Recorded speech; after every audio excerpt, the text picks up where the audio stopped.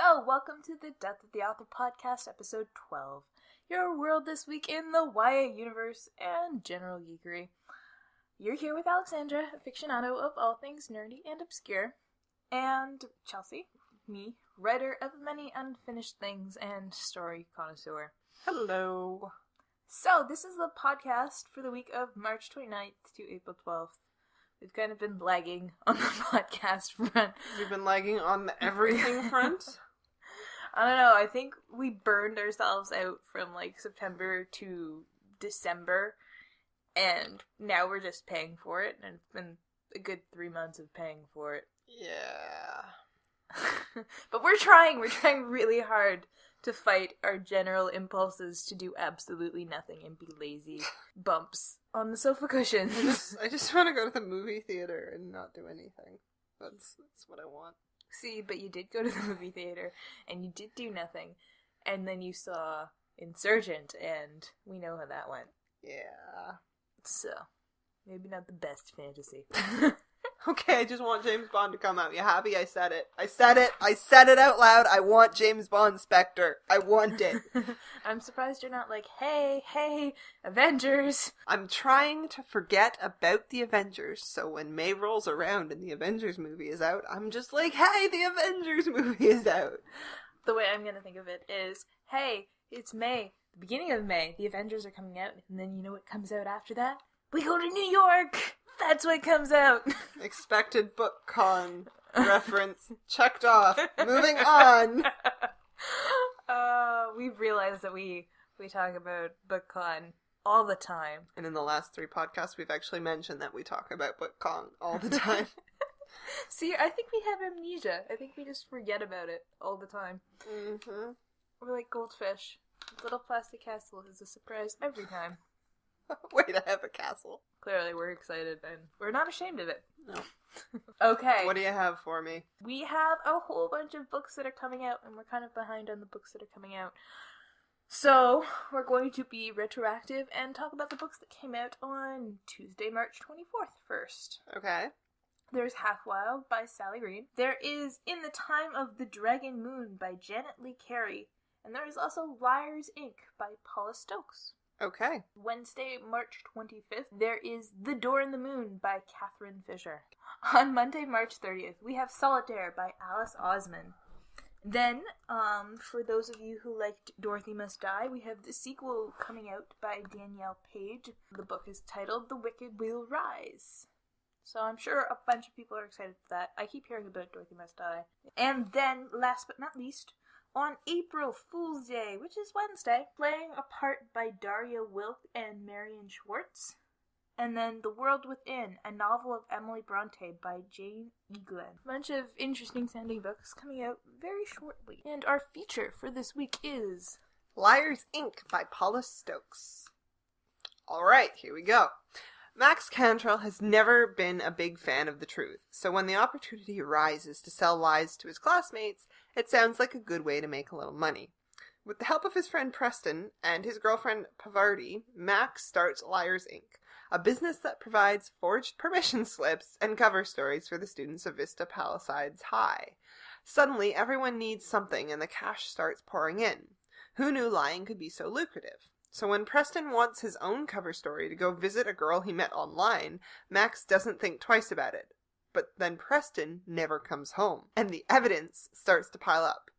Evidence that points to Max as the killer. Is this like a teen version of Gone Girl? Maybe.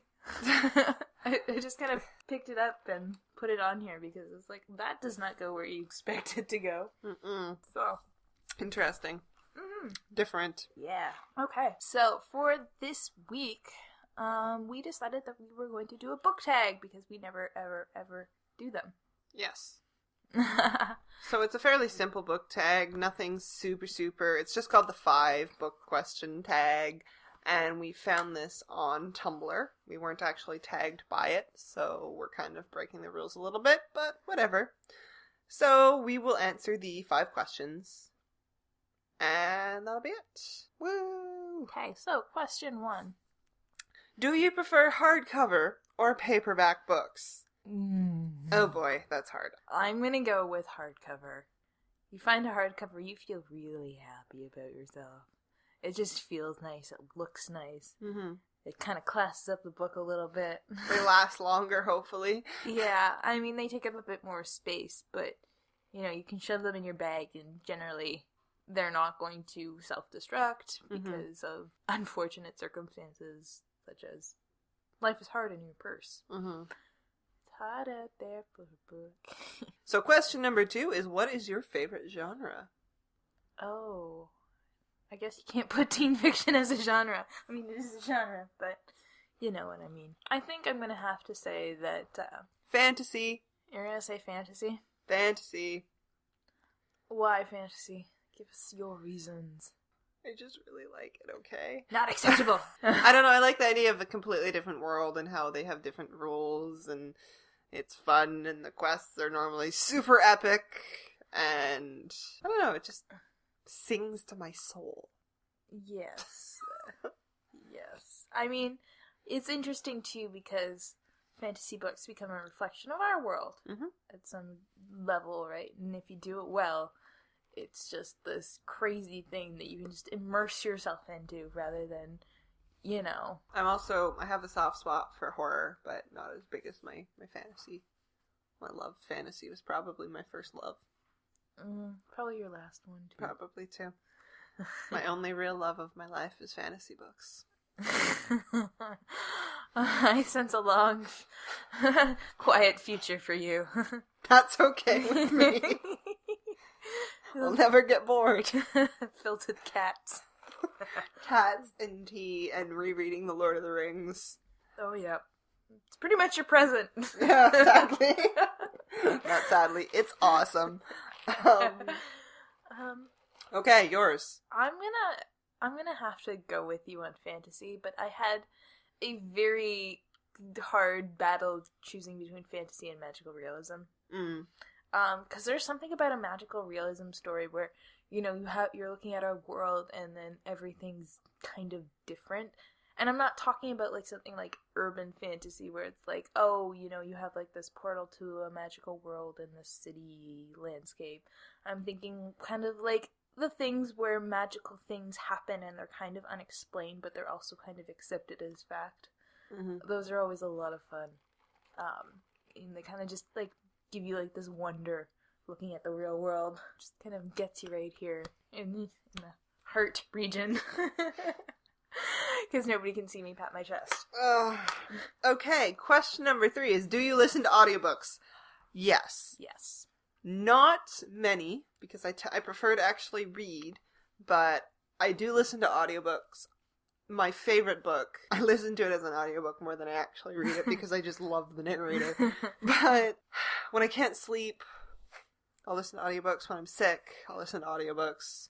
When I'm on like a commute, I'll listen to audiobooks. What's your favorite audiobook? I'd have to say Johannes Cabal the Detective is my favorite, but other really good audiobooks you've listened to?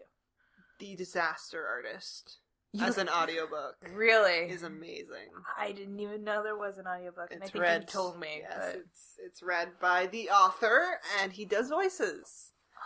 And his Tommy Wiseau voice is amazing. Guess you spend that much time with Tommy Wiseau and something rubs off. I definitely listen to audiobooks, like you said, when I'm sick occasionally. I've been like too tired or too blah to open my eyes, but I don't want to actually go to sleep, so I ended up listening to the first Maureen Johnson, The Name of the Star, as an audiobook, and that was really made me happy. I also sew, and I got really tired of listening to the radio, so I would put on audiobooks, and that was like the best way to get through sewing in those quiet hours. What's your favorite audiobook that you've listened to then? It might be American Gods. That was pretty amazing because you've got this amazing narrator who does voices, and then you've got Neil Gaiman interjecting in for some of the parts where it's kind of just like a short story in the middle, and then you get his appendix kind of narration after that. So it's just, he's wonderful. I think one of the first audiobooks that I listened to that actually kind of was like, hey, I really actually like these, was we were driving to PEI for a family vacation, and so we got this Terry Brooks, I think it's Terry Brooks, book from the library called The Starship Titanic, and it was just so funny and so bizarre, and we're just listening to this the entire way, and, you know, you had voices, and you had just the Terry Brooks, Terry Pratchett sense of humor running around, and can't go wrong. Alright, question number 4. What is the best book you've read this year so far, and why? Oh. Yeah, that is a difficult question. At least it's not like the whole year. We're only like 4 months in. Best book I've read so far. Well, I am going to pull up my friend. Goodreads. Goodreads. You're such a cheater. I know, You're supposed to keep all this in your head, and you're supposed to know it, because that's what a good book person does. Okay. What have I read this year? I am 1 book behind schedule. Oh, damn. Oh, damn. I think my favorite book that I have read this year would be As You Wish. Really? The Carrie Ellis memoir. That's pretty rare for you. I know. I don't know. There was something about it, and my heart. Because it is his memoir of filming The Princess Bride, and everything you've ever dreamed about The Princess Bride is mentioned, and it's great. And I've lent it to Chelsea. She hasn't read it yet, but she has my copy. I've been looking for something new to read after I finish the book that I'm reading now. So I think that's probably what I'll pick up next. Oh, okay. This is kind of hard. I've been reading a lot of really good books. I think one of my top books is... Okay. Alright, the best book I have read this year is The Lies of Locke Lamora. I devoured it. I loved it. Like, everything about this book is perfect, and it kills me because this is this man's debut book. It's not like he's written a few and he's figured this out. This thing just, like, sprung like Aphrodite, just fully formed into the world, and drives me nuts how good it is. And I recommended it to a friend, and I kept telling him, like, read this book. And then I was sitting on the subway on Friday, and I was just, like, minding my own business, and somebody, like, taps my iPad, and I look up, and it's him, and he, like, flashes me the book. He's like, it's really fucking good, and then just walks off the train. And I was like, I told you! I yelled at him, and then everybody at the train just kind of turned and looked at me, and I was like, what? It's a really good book. So, that's gonna take the cake. But there have been a few very, very close seconds. Okay. Question number 5, the last question, is what is your favorite cover design? Oh, that's mean. Yeah, that's a really difficult question. Okay, favorite cover designs. I really like minimalist things.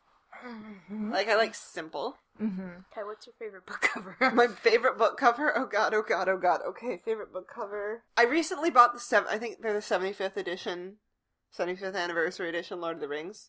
Oh. And I really like them because they're simplistic. They're like it's like black and one color, and the title's in white. I will provide a link to the picture, but they're just really, really pretty, and they're like bright colors too, and that's not something that you really saw with any editions of them because they're always so kind of like serious looking.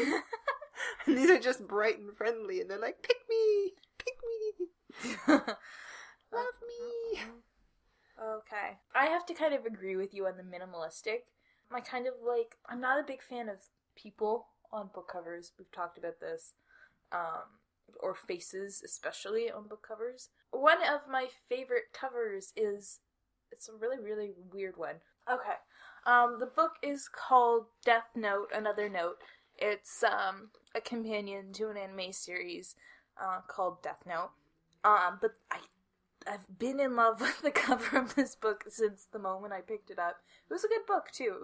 It was a really crazy mystery novel. Basically, this cover is kind of divided 3/4. Like, so you have the dust jacket, which is white and very simplistic, and then it only goes 3/4 of the way up the book, and then you get like the actual book, which is black. And this book was just absolutely gorgeous. Just the way it's laid out, the writing's all in like silver.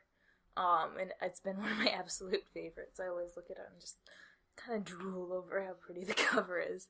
And it's even got one of those, like, bookmark things. Oh, the pretty, like, silk bookmarks. Yeah. So, it's been my favorite, and super simplistic. Alright, so we just did a book tag, and this is probably why we never do book tags, because they take so long, and someone, who I'm not going to mention her name, was tagged like a month and a half ago to do a Tolkien book tag. She's totally not talking about me. And she still hasn't done it. Because someone broke my camera and I still haven't got it fixed. Come on. Your camera's everywhere now, man. Do you realize that the camera on your phone is probably as good as your actual camera? Don't tell me that. That's really depressing. I know, right? So what if I told you that you could film our entire review on your phone? What would you think? I think it would be really sad, but I'd still do it to prove a point. Okay, challenge accepted. Okay. So what review are we filming on your phone? Don't ask me that, because you're not going to like the answer.